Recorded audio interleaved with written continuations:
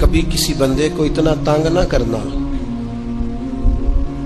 کہ وہ اتنی تکلیف میں آئے کہ وہ خود تو کچھ نہیں کر سکتا، ماڑا ہے، لیکن پھر وہ رات کو اپنے رب کی بارگاہ میں بیٹھ کے کہے کہ تو حاکم و عادل ہے مگر تیرے جہاں میں ہے تلخ بہت بندہ مزدور کے اوقات۔ پھر ایسا نہ ہو غریب ہے، ماڑا ہے، خود تو کچھ نہیں کر سکا، پھر اللہ کی بارگاہ میں تیری شکایت کرے۔ ایسا نہ کرنا کہ جب آپ کسی کو تکلیف دیتے ہیں، جب آپ ستاتے ہیں، جب آپ وہ بات کرتے ہیں جو اس بندے میں موجود نہیں ہے، جب آپ جھوٹ بولتے ہیں اپنے نفس کی تسکین کے لیے، جب آپ زیادتی کرتے ہیں صرف اپنی انا کے لیے، تو پھر بعدوں کا دعائے ضرر نکلتی ہے منہ سے۔ میرے نبی پاک علیہ السلام کے درویش صحابی تھے حضرت سعید بن زید رضی اللہ تعالیٰ عنہ، فقیر فاقہ مست، حضرت عمر رضی اللہ تعالیٰ عنہ کے قریبیوں میں سے تھے۔ ایک عورت نے الزام لگا دیا زمین کے قبضے کا۔ میں کیسے آپ سے کہوں کہ جب لوگ کسی ایسے شخص پر جس نے زندگی ساری دیانتداری سے گزاری ہو، لوگ الزام لگاتے ہیں نا، تو یہ بھی نہیں سوچتے ہم بات کس کے بارے میں کر رہے ہیں، کھلی ہوئی زبان ہوتی ہے، جو مرضی کہہ دیتے ہیں۔ حضرت سعید ابن زید پر الزام لگا دیا، اتنا بڑا آدمی، محبوب کا صحابی، اور عورت نے الزام لگا دیا۔ اور جب اللہ والے بد دعا دیتے نہیں، لیکن جب کوئی تکلیف اتنی دے، کلیجہ پھٹ جائے، پھر بندہ کیا کرے؟ وہی بات کہ اب وہ کچھ کہہ نہیں سکتے تھے، ایک عورت پر کس طرح کوئی بات ہو سکتی تھی؟ دونوں ہاتھ اللہ کی بارگاہ میں اٹھائے، یہ صحیح حدیث میں موجود ہے۔ دونوں ہاتھ اللہ کے حضور اٹھا کے عرض کرنے لگے، مالک اگر یہ عورت جھوٹی ہے نا تو پھر اسے اندھا کر دے اور اس کی قبر اس کے گھر میں بنا دے۔ صحابہ فرماتے ہیں کہ حضرت سعید ابن زید کا تو وصال ہو گیا، زمانہ گزر گیا، لیکن ہم نے پھر اس بی بی کو اندھا ہوتے دیکھا ہے، پھر اس کے گھر میں کنواں تھا اور ہم نے اسے اپنے ہی گھر کے کنویں میں گر کے مرتے ہوئے بھی دیکھا ہے۔ میں جانتا ہوں اس بوڑھی عورت کو جس کی بیٹی کو کسی نے بڑا ہی ستایا تھا سسرال والوں نے، اور خامد اس کا موجود نہیں تھا، تو وہ اپنے وہاں سے نکلتے ہوئے نا واپس گھر سے، تو وہ دروازے پہ کھڑی ہو کے کہہ رہی تھی، حضرت صاحب میں گزر رہا تھا، حضرت صاحب گل سننا، بچیوں کا باپ کوئی نہیں، ایک بھائیا بیچارہ کدھر کدھر جائے، ہر چوتھے دن میں یہاں آ کے منتیں کر کے دوپٹے پھینک کے بچی چھوڑ کے جاتی ہوں، آج میں نے اپنا مقدمہ رب کی بارگاہ میں پیش کر دیا، آپ گواہ رہے نا، میرا جرم صرف ہے کہ میں بیٹیاں دی ماں ہوں، گواہ رہے نا آپ، میں نے مقدمہ اللہ کے حضور درج کرا دیا ہے، بیٹی کو حوصلہ دے کے جاتی ہوں، خود نہیں سوتی میں ساری رات، مجھے پتہ ہے میری بیٹی کے ساتھ زیادتی ہو رہی ہے، اور ان کو بھی پتہ ہے لے جا کوئی نہیں سکتے، بندے ماڑے ہیں، تو یہ روز ظلم کرتے ہیں۔ اب میں نے وہ مقدمہ درج کرا، آپ گواہ رہنا، میں نے بڑا منایا اس اماں کو، میں نے کہا ماں اتنے سخت جملے نہ کہنے لگی، کلیجہ اندر سے پھٹ گیا، چھلنی ہے۔ ایک شخص کے کمرے میں جاتی تھی معافی مانگنے، چلو بچی سے غلطی ہو گئی تو اٹھ کے دوسرے کمرے میں چلا جاتا تھا، میں دوسرے میں جاتی تھی کیونکہ میں بیٹی والی ہوں۔ اب میں نے مقدمہ درج کرا دیا ہے، اب میرا رب جانے بہتر انصاف، میں بڑا اللہ کا گناہگار بنتا ہوں، میں نے پھر واقعی وہاں انصاف ہوتے دیکھا، میں نے وہ رنگ بدلتے اور حالات تبدیل ہوتے دیکھے۔ یہ یاد رکھنا، زندگی خود بھی گناہوں کی سزا دیتی ہے، یہاں بھی زندگی خود بھی گناہوں کی سزا دیتی، یاد رکھنا، ذرا احتیاط سے منہ کھولنا کسی کے بارے میں، اللہ کے بندوں کے بارے میں اپنی زبانیں ذرا احتیاط سے کھولنا، ذرا خیال کرنا، کسی غریب کے بارے میں جملے سوچ کر بولنا، کسی کمزور کا مذاق اڑانا تو معاذ اللہ ذرا ہوش کرنا، اللہ سے ڈر کے بات کرنا، اس لیے کہ بڑی جلدی انصاف کا وقت آنے والا، بڑی جلدی حالات بدلنے والے ہیں۔ تلک الایام نداولھا بین الناس، اللہ لوگوں کے درمیان دن بدل دیا کرتا ہے، پھر لوگوں کو جگہ نہیں ملتی چھپنے کی، روک چھپانے کی۔ دو ہی باتیں آج آپ کے سامنے رکھی ہیں، ایک تو نیکوں سے دعا لے لو، اللہ والوں سے دعا لے لو، ماں باپ سے دعا لے لو، بزرگوں سے دعائیں، اور دوسرا بد دعاؤں سے بچ جاؤ، دعائے ضرر سے بچ جاؤ، کسی کو اتنا نہ ستاؤ کہ وہ بیچارہ خود کچھ نہ کر سکے اور اللہ کے حضور تمہاری شکایت کرے، بچو۔ وہ میں نے بہت پرانا ایک جملہ کہا تھا، پھر کہتا ہوں، غریبوں کی بد دعائیں دن میں نہیں ستاتی، غریبوں کی بد دعائیں رات کو ستاتی۔ جب اے سی پورا لگا ہو، گھر پورا بہترین بنا ہو اور نیند نہ آئے، اور اپنے ہی گھر سے خوف آئے، اور اپنے ہی مقام سے بندہ بے چین ہو کے اٹھے، اور کبھی چھت پہ اور کبھی نیچے، اور پتہ نہیں مجھے کیا ہے اور پتہ نہیں مجھے کیا ہے، تو پھر وہ استغفار کرے، پھر وہ جس کو ستایا اس سے معافی مانگے، پھر جس کا دل توڑا ہے اس سے جا کے اللہ کی رضا کے لیے معافی مانگ کے آئے، اس لیے کہ کچھ سکون ایسے ہیں جو صرف معافیوں سے ملتے ہیں۔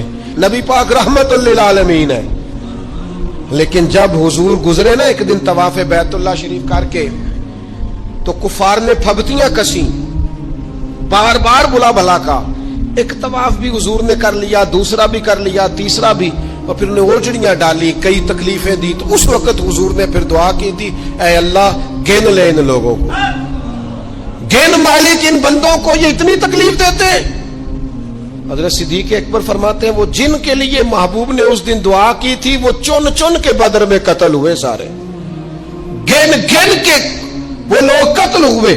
کیوں ہم کسی کو اتنا ستائیں کہ اس کے منہ سے پھر ایسے جملے نکلیں جو ہم سے سنبھالے نہ جا سکے؟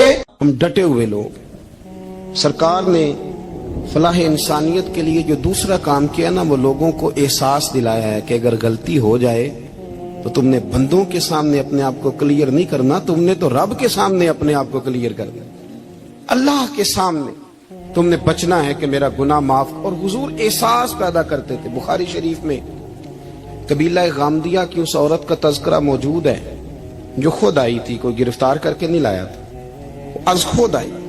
احساس پیدا ہو گیا نا گناہ کا۔ یہاں بہت ساری غلطیاں کر کے بھی لوگ جب اپنی بات کرتے ہیں تو کہتے ہیں کبھی یاد تو نہیں کسی کے ساتھ زیادتی کی ہو، یاد تو نہیں کبھی کسی کا، بھئی آپ نے اتنے بڑے ولی ہونے کا دعویٰ کر دیا۔ انسان تو انسان رہتا ہے۔ بڑے بڑے لوگ کہہ گئے کہ یا اللہ اگر انجانے میں بھی بھول گئے ہیں تو ہم سے درگزر فرما، لیکن جب ہم تیار ہی نہیں ماننے کو۔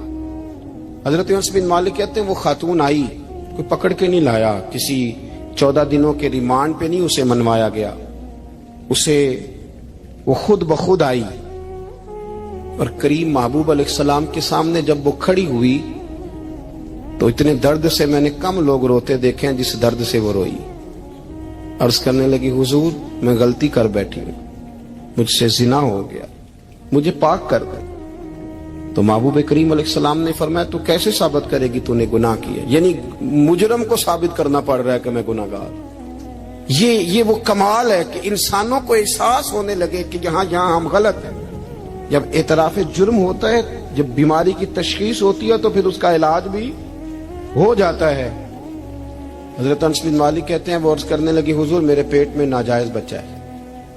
حضور نے فرمایا جا جب بچہ پیدا ہو تو پھر آنا۔ وہ 8 ماہ کے بعد آئی تو اس کی گود میں پھول سا بچہ تھا۔ حضور نے فرمایا واپس جا، جب روٹی کھانے لگ جائے تو پھر آنا۔ وہ 2 سال 2.25 سال دودھ پلاتی رہی، پھر جب آئی تو بچے کے ہاتھ میں روٹی کا ٹکڑا تھا۔ کریم محبوب صلی اللہ تعالی علیہ وسلم سے آ کے جب اس نے بات کی تو وہ درد سے روئی، کہنے لگی یا رسول اللہ 3 سال ہونے کو ہیں، میں نے گناہ کیا ہے، میں ساری رات سو نہیں پاتی۔ حضور تڑپتی، اگر اس حال میں مر گئی تو اپنے رب کو کیا منہ دکھاؤں، مجھے پاک کر دے، میرے حال پہ رحم فرمائے۔ محبوب کریم صلی اللہ علیہ وسلم نے بچہ ایک صحابی کو دیا، فرمایا بچوں کی طرح پالنا، اور کہا اسے لے جاؤ، پتھر مار مار کے اسے سنسار کر دو۔ صحابہ کہتے ہیں اسے پتھر لگ رہے تھے اور حضور بے چینی کے ساتھ ٹہل رہے تھے۔ آ کے خبر دی حضور وہ تو وصال کر گئی، انتقال ہو گیا۔ فرمایا یہاں تک تو بات اس کی تھی۔ حضرت انس بن مالک کہتے اب محبوب کریم نے صحابیات سے فرمایا اسے غسل دو، کفن پہناؤ، جنازہ تیار ہو جائے تو مجھے خبر کرنا۔ حضرت انس بن مالک کہتے ہیں غسل ہوا، کفن ہوا، جنازہ تیار ہوا تو حیران ہم تب ہوئے جب میرے محبوب نے فرمایا صفے بناؤ میں خود جنازہ پڑھاؤں گا، میں خود جنازہ پڑھاؤں، اور سرکار نے جنازہ پڑھایا تو ایک شخص کی زبان سے نکلا حضور اس ملعون کا معاذ اللہ جنازہ جس نے ناجائز بچہ جنا، اس کے لیے آپ دعا کر رہے ہیں جنازہ پڑھا۔ حضور فرمانے لگے خاموش ہو جاؤ، تم نے گناہ دیکھا ہے اس کا احساس نہیں دیکھا، تم نے غلطی دیکھی ہے لیکن اس کی توبہ کا انداز نہیں دیکھا۔ اور صاحب کنز العمال نے یہ لفظ نقل کیے ہیں کہ کریم محبوب فرمانے لگے اس نے تو ایسی شاندار توبہ کی ہے کہ اگر میں اپنی ساری امت میں بانٹ دوں تو اللہ سب کی مغفرت فرما دے گا۔ احساس جب پیدا ہو جاتا ہے نا اپنے دل کے اندر کہ یہاں میں غلط ہوں، ان العبد اذا اعترف ثم تاب تاب اللہ علیہ او کما قال نبی صلی اللہ علیہ وسلم، رواہ مشکات۔ حضور نے فرمایا جب کوئی بندہ کہتا ہے نا اللہ میں بھول گیا تھا اور پھر وہ توبہ کرتا ہے تو رب اس کی توبہ کو فوراً ہی قبول فرما لیتا ہے۔ حضرت عبداللہ بن حذافہ جہاد کر رہے تھے، روم کے عیسائیوں نے گرفتار کر لیا، 1000 آدمی نے مل کے پکڑا، گرفتار نہیں ہوتے تھے صحابی، 1000 آدمی نے گھیرا ڈالا، گرفتار کر کے لے گئے، اور جب بادشاہ کے سامنے گئے تو وزیر کہنے لگا بادشاہ بندہ بڑے کام کا ہے، اگر ہمارے قابو آ گیا تو فائدہ دے گا، صحابی ہیں حضرت عبداللہ بن حذافہ، حضرت فاروق اعظم کا زمانہ ہے، اگر قابو آ گیا تو فائدہ دے گا۔ بادشاہ کہنے لگا کیوں کیا خوبی ہے؟ کہنے لگے ہم 1000 آدمی تھے، یہ اکیلا قابو نہیں آ رہا تھا، 1000 آدمی تھے، اگر ہماری فوج میں شامل ہو گیا تو بہت بڑا جرنیل ملے گا۔ بادشاہ کہنے لگا کوئی مسئلہ نہیں، 2-3 چیزیں ہوتی ہیں بندے کو خریدنے کے لیے، خرید لیتے ہیں۔ بادشاہ کہنے لگا عبداللہ جتنی دولت تجھے چاہیے میں تجھے دے دیتا ہوں، میرے لشکر میں آ جا، معاذ اللہ اسلام چھوڑ دے۔ حضرت عبداللہ بن حذافہ کیا فرماتے ہیں بڑا تو بیوقوف ہے، میں نے دولت کمانی ہوتی تو مدینے میں بیٹھ کے تجارت کرتا، میں دولت کمانے نہیں نکلا، میں تو رسول اللہ کی رضا کمانے کے لیے نکلا ہوا ہوں۔ دولت کمانی ہوتی تو کسی مارکیٹ میں ہوتا، میدان میں آنا تھا، شہادت ہے مطلوب مقصود مومن، نہ مال غنیمت نہ کشور کشائی، یہ دولت تو لونڈی ہے رسول اللہ کے دروازے کی، یہ تو پیچھے پیچھے پھرتی ہے نبی پاک کے غلاموں، یہ کمانی ہوتی تو میں کسی مارکیٹ میں ہوتا، میدان میں تھوڑا ہوتا۔ عبداللہ بن حذافہ سے دوسری چال چلی، کہنے لگے میاں عہدہ جو تجھے چاہیے، میں بادشاہ ہوں، میرے نیچے جو عہدہ تو کہے گا وہ تجھے مل جائے گا۔ حضرت عبداللہ بن حذافہ کہنے لگے شاید تجھے پتا نہیں میری تعریف کیا ہے، شاید تو جانتا نہیں میری تعریف کیا ہے۔ کہا صاحب کی کیا تعریف ہے؟ کہنے لگے میں رسول اللہ کا صحابی ہوں اور کائنات میں سب سے بڑا عہدہ مصطفیٰ کے صحابی ہونے کا عہدہ ہے۔ صحابہ وہ صحابہ تھے جن کی ہر صبح عید ہوتی تھی، خدا کا قرب حاصل تھا، نبی کی دید ہوتی تھی۔ فرمایا میں نے حضور کے جلوے دیکھے ہوئے ہیں، مجھے عہدے کی ضرورت ہی نہیں، اور میں نے عہدہ لینا ہوتا تو میں سیاست کرتا، میں تو شہادت لینے نکلا ہوں میدان میں، عہدے کا میں نے کیا کرنا ہے۔ اب بادشاہ کہنے لگا اسے قتل کر دو، وزیر کہنے لگا نہیں ایک بات اور ہے، مجھے ایک چال اور چلنے دو۔ کہا وہ کیا؟ کہنے لگے میری بیٹی بڑی خوبصورت ہے، مجھے موقع دو اپنی ہی بیٹی کو سجا بنا کے، وہ جوان جس کی جوانی اتنی بڑی ہے کہ 1000 آدمی مقابلے میں کھڑا نہیں ہوتا، اس جوان کے کمرے میں رات کی تنہائی میں بنا سوار کے بی بی کو بھیجا۔ وہ بی بی کہتی ہے میں ساری رات بن سور کے اس صحابی کے کمرے میں بیٹھی رہی، لیکن یہ کیا شخص تھا، ساری رات ہی مسلح پہ بیٹھا رہا، ساری رات ہی، کچھ دیر تھک جاتا تو یہ کریم رسول پہ درود پڑھنا شروع کر دیتا۔ بی بی کہتی ہے سحری ہو گئی تو میں نے چھو کے دیکھا کہ انسان ہے کہ جن ہے، یہ بندہ ہے کہ فرشتہ ہے، چھو کے دیکھا۔ کہنے لگے پیچھے ہٹ جا، میں نے کہا میں نے تو سنا تھا تو 1000 کے مقابلے میں ہے اور تو اتنا بے حس ہے کہ بنی صبری دلہن بیٹھی ہے، تو نے نظر نہیں کی؟ عبداللہ بن حذافہ، بی بی کہتی ہے نظر پھر نہیں اٹھائی، نظر پھر جھکی ہوئی ہے۔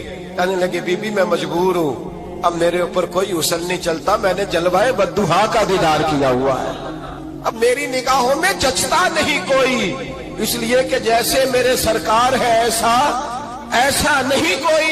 کبھی بھی اب نہیں کسی کا میرے اوپر جادو چلتا، میں نے مصطفیٰ کو، اور کہا ذرا پیچھے ہٹ کے بیٹھ، مجھے میرے رسول نے غیر محرم سے بچنے کا حکم دیا ہے، ذرا پیچھے ہٹ کے بیٹھ۔ سحری کا وقت تھا، وہ بی بی کہتی ہے اس نوجوان کے جملے میرا سینہ چیر گئے، کلیجہ پھٹ گیا، چیخ نکلی، میں کفر کے عالم میں روئی، میں نے کہا مجھے بتا تو صحیح، آخر یہ جذبہ کہاں سے ملتا ہے؟ آخر یہ روشنی تو میں نے دیکھی نہیں، کہاں سے آتی ہے؟ ایک میرا باپ ہے جو بنا سور کے مجھے تیرے کمرے میں چھوڑ گیا، بتلا یہ کہاں سے کیف آتے ہیں؟ عبداللہ بن حذافہ کہنے لگے اگر کیف لینا ہے تو تو بھی میرے مصطفیٰ کا کلمہ پڑھ جا، آجا دروازے رسول پہ جھک جا، مل جائے گا۔ سویرے دروازے پہ باپ آیا بیٹی سے رزلٹ لینے، دروازہ کھولا تو بیٹی نقاب پہنے باہر آئی۔ باپ کہنے لگا کیا بلا؟ کہنے لگی پیچھے ہٹ جا، تو غیر محرم ہے، کافر ہے، میں مسلمان ہوں۔ اس نے کہا کیا ہوا؟ کہنے لگی تیرے جیسے کو باپ کہوں، تیرے جیسے کو جو مجھے استعمال کر رہا تھا؟ میں تجھے باپ نہیں مانتی، میں اب رسول والی ہو گئی، میں حضرت فاطمہ کی کنیزہ ہو گئی ہوں، میں اب نبی کریم کی خادمہ ہوں، خبردار میرے قریب نہ آنا۔ یہ داؤ بھی ناکام ہوا۔ اب حضرت عبداللہ بن حذافہ کے سامنے موت کھڑی کی، ایک کڑا میں تیل گرم کیا، کہنے لگے تجھے اس میں جلایا جائے گا۔ حضرت عبداللہ بن حذافہ رضی اللہ تعالیٰ عنہ جب جلنے کے قریب ہوئے تو رونے لگے۔ روم کا بادشاہ کہنے لگا شاید ڈر گیا ہے، کہنے لگے اب سمجھ آئی ہے، اب تجھے پتا چلا ہے، چلا جا۔ حضرت عبداللہ بن حذافہ کہنے لگے تو کافر ہے، تیری کافروں والی سوچ ہے، اس لیے نہیں رویا کہ موت سے ڈر گیا ہوں، میں تو اس لیے رویا ہوں کہ ایک جان ہے، وہ نبی پاک پہ قربان ہو رہی ہے، کاش رب مجھے 1000 جان دیتا، میں ساری مصطفیٰ پہ قربان کر دیتا۔ ایک سنار نے گلی میں ایک یتیم چھوٹے سے بچے کو گھومتے دیکھا تو سنار بے اولاد تھا، بچے کو اٹھا کے گھر لے آیا، 18 سال اس بچے کی پرورش کی، اس کو پالا پوسا جوان کیا۔ سنار کے پاس وہ دکان پہ چلا جاتا، وہ کئی دفعہ دکان پہ رہتا، کئی دفعہ گھر میں رہتا۔ ایک دفعہ وہ دکان پہ تھا، بچہ گھر تھا، 18 سال کا جوان، اس کی بیوی اکیلی تھی، وہ جس نے ماں بن کے پالا تھا اس نے اسی پہ حملہ کر دیا، اس کا بازو بری نیت سے تھاما، بیوی چیخی، تھوڑی دیر گزری تو وہ نوجوان پیروں میں بیٹھ گیا، کہنے لگا اماں پتہ نہیں مجھے کیا ہوا۔ شام کو سنار آیا، بیوی چیخنے لگی، چلانے لگی، کہنے لگی آج عجیب بات ہوئی، جس کو میں نے جگر کا خون دے دے کے پالا اسی نے گندی نظر ڈالی۔ سنار محب حیرت ہے، بیوی کا خیال تھا کہ لاٹھ اٹھائے گا، ڈنڈا اٹھائے گا، نوجوان کو مارے گا، لیکن وہ رونے لگ گیا۔ اس نے کہا آج اس نے میرا بازو تھاما ہے، جانے کیا کیا ہے؟ پریشان ہونے لگ گیا، سجدے میں گر گیا، کہا تو بتاتا کیوں نہیں؟ تو وہ سنار کہنے لگا اس کی غلطی نہیں، 18 سال کے بعد آج مجھ پر بھی شیطان سوار ہوا تھا۔ ایک عورت آئی تھی، وہ اپنے بازوؤں میں چوڑیاں پہننا چاہتی تھی تو میں نے بھی گندی نظر سے ہاتھ ڈالا تھا، رب کریم نے مجھے فوراً اس کی سزا دی۔ جن کے گھروں میں بیٹیاں ہوتی ہیں ان کی نظریں گندی نہیں ہوتی، جو بیٹیوں کے باپ ہوتے ہیں، جو بہنوں کے بھائی ہوتے ہیں، ان کی نظریں گندی۔ اور اگر تو ٹیلی فون کرتا ہے، تو کسی عورت کے ساتھ تعلق رکھتا ہے تو یہ بات لکھ لے، امام فخر الدین رازی 1، علامہ اسماعیل حقی 2، ملا جلال الدین رومی 3، امام خازن 4، امام جلال الدین سیوطی 5 حدیث کے استاد اور محدث لکھتے ہیں کہ اگر تو کسی پر گندی نظر ڈالے گا تو تیرا گھر بچ سکتا، یاد رکھ نہیں بچے گا، اس لیے کہ تیری نظر کسی کی بیٹی کو بیٹی سمجھ تاکہ تیری بچی کا پردہ قائم رہے، کسی کی بہن کو۔ یہ کیا بات ہوئی کہ تو جتنا مرضی گند معاشرے میں پھیلاتا رہے تیرا گھر بچا رہے؟ یہ کیسے ہو سکتا ہے؟ فَإِنَّ لَهُ مَعِيشَةً ضَنْكَ، اللہ فرماتے ہیں زندگی تنگ ہو جائے گی تیرے لیے مشکل، تو ڈھونڈتا پھرے گا کہ میں مرنے کو جگہ تلاش کروں۔ سچی توبہ کرے، کھری توبہ کرے۔ یہ گناہ انسان کو مجبور کر دیتے ہیں۔ حضرت عبداللہ بن مبارک رحمت اللہ تعالی علیہ، ان کے سینکڑوں شاگرد تھے، ایک شاگرد کے انتقال کا وقت آیا تو گھر گئے ملنے۔ آپ کہتے ہیں میں نے زور لگا لیا پر اس کی زبان پر کلمہ جاری نہیں ہوا، میں اسے کہتا کلمہ پڑھ پر اس کی زبان پر جاری۔ اللہ اکبر، بہت بڑی نعمت ہے، دعا فرمائیں اللہ ایمان کی موت عطا فرمائے، ایمان کی موت دے اللہ کریم، ایمان کی موت دے۔ ایسے بھی لوگ دیکھے ہیں، مسجد نبوی ہے، رسول اللہ کا شہر ہے، سر سجدے میں ہے، روح پرواز کر گئی، روح پر کتنا نصیبوں والا ہے، کتنا نصیبوں والا ہے کہ مسجد نبوی میں سر سجدے میں رکھا ہے، اور اللہ تبارک و تعالیٰ نے محبوب کے قدموں میں موت عطا فرمائی۔ تو حضرت عبداللہ بن مبارک کہتے ہیں میں نے اس کو کہا کلمہ پڑھ تو اس کی زبان پہ جاری نہیں ہوتا. میں بار بار کہتا تو وہ منت کرتا, کہتا حضور میں کوشش کرتا ہوں جاری نہیں ہوتا. فرماتے میں پریشان ہو کے اٹھا, ابھی میں دروازے پہ پہنچا تھا, اس نے چیخ ماری اور روح پرواز کر دی. بچے رونے لگے, بیوی رونے لگی. تو میں نے اس کی بیوی سے کہا کہ یہ جرم کیا کرتا تھا, اتنا بڑا پاپی پہ کلمہ جاری نہیں ہوا. اس کی زوجہ کہنے لگی حضرت جی 2 گناہ تھے اس کے. ایک تو یہ شراب کا عادی تھا, روکتی تھی باز نہیں آتا تھا, اور دوسری بات یہ کہ یہ اپنی اماں کا نافرمان تھا. وہ 2 گلیاں چھوڑ کے رہتی ہے, یہ کبھی ملنے نہیں گیا تھا. اس بوڑھی کا کلیجہ اس کی طرف سے بڑی تکلیف میں تھا. تو حضرت عبداللہ بن مبارک کہنے لگے جا تو بھی دعا کر, اور اس کی ماں کو بھی کہہ دعا کرے کہ یہاں تو یہ کلمہ نہیں اسے نصیب ہوا, اللہ کرے اللہ آخرت کی منزلیں اس کی بہتر فرما دے. یہ حدیث سنانے لگا ہوں, حدیث ہے, حدیث رسول ہے. جوان خاص کر کے ذرا میری بات پہ توجہ کریں, اور بزرگ خاص کر توجہ کریں جنہوں نے تربیت کرنی ہے. سنیں, حضور کی بارگاہ میں ایک نوجوان آیا ہے, یہ سنگ میل ہے حدیث, اس کو یاد رکھنا. عرض کی حضور میں سارے گناہ چھوڑ سکتا ہوں, زنا نہیں چھوڑتا. حضور مجھے زنا کی اجازت ہونی چاہیے. میرے حبیب نے تھپکی دی, بٹھا لیا. میں کہتا ہوں حضور نے گناہگاروں کو معاشرے سے کاٹا نہیں, ان کی تربیت فرمائی ہے, ان کی تربیت فرمائی ہے, ان کو قریب فرمایا. میرے حبیب کریم صلی اللہ علیہ وسلم نے فرمایا ادھر آ بیٹھ جا, بیٹھ گئے. حضور نے فرمایا تو پسند کرتا ہے تیری ماں کے ساتھ کوئی بدکاری کرے؟ حضور نہیں. فرمایا تو پسند کرتا ہے تیری بیٹی کے ساتھ کوئی بدکاری کرے؟ یا رسول اللہ میں آنکھیں نکال دوں گا. حضور نے فرمایا تو پسند کرتا ہے تیری بہن کے ساتھ؟ حضور میں کاٹ ڈالوں گا وہ ہاتھ جو میری بہن کی طرف اٹھیں گے. فرمایا تو پسند کرتا ہے کہ تیری خالہ پھپھی ممانی کی طرف کوئی ایسی حرکت کرے؟ حضور میں کاٹ کے رکھ دوں گا ان لوگوں کو جو بات بھی کریں گے. میرے حبیب نے فرمایا اچھا جس کے ساتھ تو بدکاری کی اجازت مانگ رہا ہے وہ کسی کی ماں نہیں لگتی, وہ کسی کی بہن نہیں لگتی, اور کسی کی بیٹی نہیں ہوگی؟ یاد رکھے ملا جلال الدین رومی 1, امام غزالی 2, اعلی حضرت فاضل بریلوی 3. بزرگ متفقہ طور پر لکھتے ہیں, فرماتے ہیں جو گند کے ساتھ دوسرے گھر میں تاڑتا ہے وہ اپنے گھر کی خیر منا لے. جو گندی نظر دوسروں پہ رکھتا ہے وہ اپنے گھر کی خیر منا لے. اس لیے کہ جو جرم وہ کسی کے کھاتے میں ڈالے گا وہ سزا بن کے اس کے گھر کی طرف لوٹا دیا جائے گا. جو بدکاری وہ کسی کے کھاتے میں ڈالے گا وہ سزا بن کے اللہ اس کے گھر کی طرف لوٹا دے گا.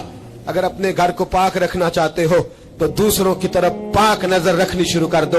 اگر چاہتے ہو کہ تیرا گھر